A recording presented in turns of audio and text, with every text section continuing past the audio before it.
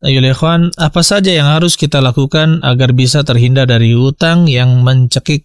Ini menjadi pertanyaan kita, ya. Apa saja yang kita lakukan agar bisa terhindar dari hutang yang mencekik? Yang pertama adalah miliki sifat qanaah. Miliki sifat apa? Miliki sifat qanaah. Apa itu qanaah? Menerima semua pemberian Allah dengan rela dan ridha. Rela dan ridha. Miliki sifat qanaah. Kun qani'an, kata Nabi SAW. Dan jadilah kamu orang yang qanaah, maka kamu akan menjadi orang yang paling bersyukur. Kun qani'an takun ashkaron nas.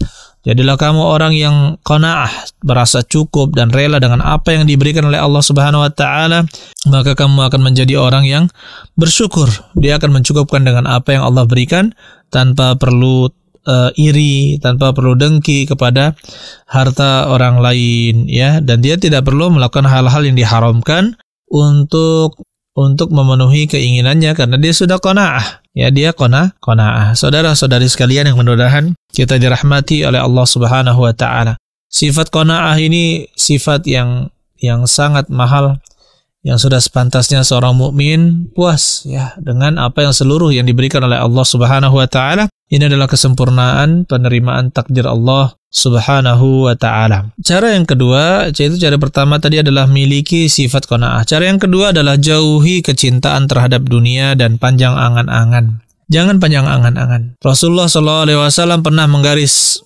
1, 2, 3. Rasulullah mengatakan di garis yang paling bawah, ini adalah kamu.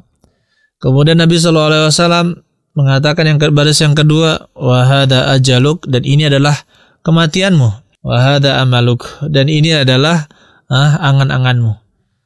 Jadi apa maksudnya? Ketika kita berjalan sekarang ini, belumlah lengkap apa yang kita angan-angankan, kita pasti mendapatkan kematian. Pasti kita mendapatkan kematian. Oleh karena itu, ya ikhwan, kalaulah pasti seperti itu, angan-angan kita lebih dahulu daripada kematian kita, maka berangan-anganlah dengan angan-angan yang hebat. Berangan-anganlah untuk beribadah kepada Allah Subhanahu wa taala. Yang seperti ini tidak menjadi masalah, angan-angan untuk beribadah. Sebagaimana Nabi SAW mempersiapkan pasukan untuk berjihad, ya, sebelum beliau wafat. Begitu pula Nabi SAW mengatakan, kalau saya mendapatkan tahun depan lasumtut tasi', maka saya akan berpuasa pada tanggal 9 Muharram. Jadi niat-niat seperti itu tidak menjadi masalah. Niat-niat yang baik, niat-niat salihah tidak menjadi masalah. Angan-angan yang salihah itu baik, ya, karena semua itu juga bernilai pahala. Berangan-angan yang saleh itu bernilai pahala. Adapun orang yang berangan-angan memiliki dunia seperti, ya, saya ingin di umur 30 tahun, anak yang misalkan pemuda 20 tahun, saya 30 tahun sudah punya rumah.